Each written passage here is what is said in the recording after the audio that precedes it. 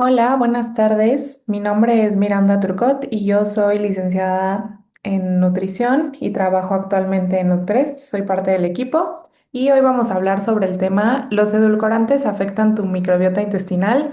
Y para que nosotros podamos conocer algunas alternativas que son saludables.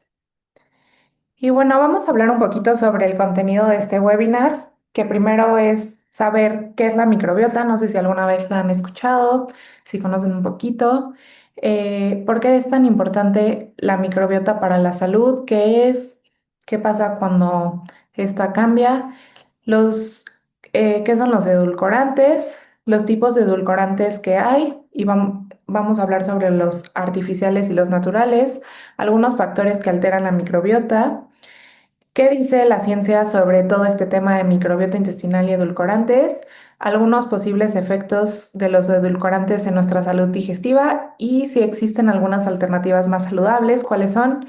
Y finalmente vamos a hablar un poquito de la parte vamos a concluir el tema sobre todo esto. Y bueno, antes que para empezar y ponernos un poquito en contexto, seguramente hemos escuchado el término de la microbiota y a veces no sabemos a qué se refiere. Y este es un conjunto de microorganismos que pueden ser bacterias, levaduras o virus que coexisten en simbiosis con el cuerpo humano. ¿Qué quiere decir simbiosis? Que estas bacterias obtienen algo del cuerpo y el cuerpo ayuda como a estas bacterias. Entonces, esto es como un dar y dar de las dos partes y nos ayuda a mantener en equilibrio y estar en salud. La microbiota más común y la que vamos a hablar el día de hoy va a ser la intestinal. Sin embargo, pues sí es importante mencionar que hay en otras partes del cuerpo, como puede ser en la boca, en nuestra piel, en la parte de los pulmones y en el área vaginal. Ahora, la microbiota intestinal, ¿por qué es tan importante para la salud? ¿Por qué es un tema que se ha estudiado tanto? Bueno, dentro de nuestro intestino existe alrededor de 100 billones de microorganismos diferentes que, como ya decía, viven en simbiosis en nuestro cuerpo. ¿Y qué pasa cuando está un desorden? Bueno, hay un desequilibrio y esto se conoce como disbiosis de la microbiota y puede haber una desregulación de ciertas funciones que se ha estudiado que contribuyen al desarrollo de ciertas enfermedades.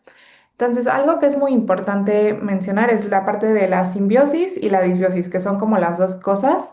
Y cuando nuestra microbiota está en equilibrio, se llama eubiosis. Entonces, es muy importante como entender estos tres conceptos.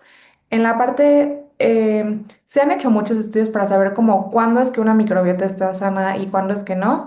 Y hay ciertas bacterias que tienen más beneficios para nuestro cuerpo y hay otras que se ha visto que pues hay más probabilidad de enfermedades, que tal vez por ejemplo nuestra digestión no esté tan bien. Entonces, esto va a depender como de cada uno de nosotros. Y bueno, finalmente. La microbiota funciona en el metabolismo, ya que nos ayuda a obtener energía y de ahí esos nutrientes para que nosotros podamos funcionar de manera adecuada. También ayuda a la parte de la respuesta inmune, nos protege a nosotros, que somos el huésped, de patógenos, de todas las cosas que hay en el exterior. Eh, Se ha hablado mucho de la parte de eje intestino-cerebro, ya que nuestro intestino se conoce como nuestro segundo cerebro y se ha visto que cuando hay una desregulación de la microbiota, nuestro estado de ánimo o cognitivo puede tener una variación. Y finalmente, también, como les decía, de la parte de obtención de energía y nutrientes, es muy importante para que nosotros podamos obtener las vitaminas de los alimentos que estamos consumiendo y pues el cuerpo las puede utilizar de la manera adecuada. Y bueno, ahora sí vamos a entrar un poquito más en la parte de los edulcorantes. ¿Qué son estos? Estos son aditivos alimentarios que principalmente se utilizan para que nosotros podamos endulzar ya sea nuestros alimentos o las cosas que nos tomamos. Y a diferencia del azúcar, que es la sacarosa, normalmente tienen mayor capacidad para endulzar con una porción muchísimo más chiquita. Entonces, esto provoca que casi no dé energía o muy poquita, o sea, que tenga muy poquitas calorías. Y por eso es una gran alternativa. Ahora, ¿por qué la utilizamos? Uno, pues nada más tal cual como un sustituto de azúcar. También para pacientes que tienen diabetes y sobrepeso u obesidad y tal vez, por ejemplo, les gusta mucho el refresco y es algo que es un poco difícil de quitar. Entonces es una estrategia para que en lugar de que tomen refresco normal, lo tomen con algún edulcorante y esto ayuda a reducir las calorías totales que están consumiendo alrededor del día. Y pues es muy importante mencionar que no afecta el apetito ni la respuesta energética después de las comidas. Entonces, en este sentido, esta es la razón por la que las estamos utilizando. Y bueno, existen los edulcorantes calóricos y los no calóricos y hoy solo nos vamos a enfocar en lo que son los no calóricos. Y este se divide en dos partes, en los artificiales y en los naturales, que los podemos extraer de fuentes vegetales, y los artificiales son fabricados mediante procesos industriales. Y les voy a mencionar algunos que seguramente han escuchado, que es el aspartamo, la sucralosa, que es la esplenda, la sacarina, acesulfámica y ciclamato. Esos son parte del grupo de no calóricos artificiales. Y ahora en la parte natural, estos se extraen de fuentes vegetales y está, por ejemplo, la stevia, los frutos del monje, taumatina, monelina, pentadina y braseína. De aquí los más comunes son la stevia y fruto del monje y muchos de estos otros no son comercializados todavía. Entonces, stevia y fruto del monje pues son los que se utilizan más. Ahora, hay que tomar en cuenta que hay muchísimos factores que alteran la microbiota. No solamente es tan fácil así como de que, ay, me tomé algo y ya cambió por siempre mi microbiota. No, son muchos factores. La dieta tiene un rol muy importante. ¿Por qué? Porque se ha visto que entre yo consuma más fibra, que puede ser en cereales integrales como la avena, el amaranto, el arroz integral, la pasta integral, todos estos cereales van a van a beneficiar a mi microbiota. También que sean dietas altas en proteína y que en general haya un consumo de grasas saludables. Esto se ha visto que ayuda a tener eubiosis intestinal, que es lo que les decía, que nuestra microbiota esté en equilibrio y nosotros estemos sanos y también en equilibrio. Entonces, el consumo también de grasas saludables, por ejemplo, el aguacate, las nueces, las almendras, semillas, todo eso, las oleaginosas, van a ayudar a que nuestra microbiota esté sana. Ahora también entre más verduras comemos y más variedad le demos a nuestra dieta, pues esto va a hacer que nuestra microbiota sea mejor y tenga mayor variedad. Ahora, sí se ha visto que, por ejemplo, el consumo de dietas en carbohidratos, que son muy altas y sobre todo en azúcares simples, que puede ser el azúcar de mesa o el pan dulce, los jugos, los refrescos, todo esto altera la diversidad de la microbiota y esto es lo que se conoce como una disbiosis intestinal. También, la actividad física puede hacer de dos: ayuda a la parte de la eubiosis intestinal, que estemos en equilibrio, o la disbiosis intestinal, que estemos en desequilibrio.